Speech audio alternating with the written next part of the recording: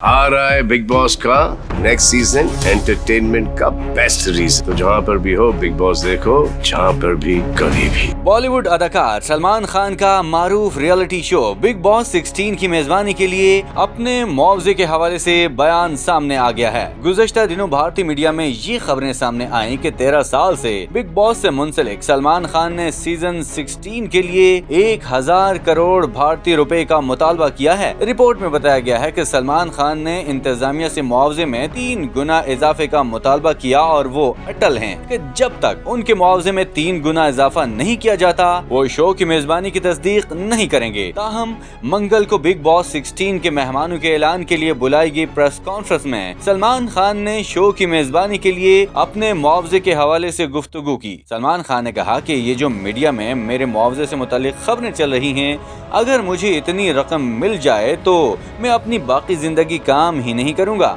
उन्होंने कहा कि अगर एक दिन मुझे इतना मुआवजा मिल भी जाए तो मेरे इतने सारे अखराजात हैं जिनमें सबसे ज्यादा वकील की फीस शामिल है, मैं खर्च हो जाए। सलमान खान ने कहा कि मेरा इतना मुआवजा नहीं बल्कि इसका 1/4 हिस्सा भी नहीं।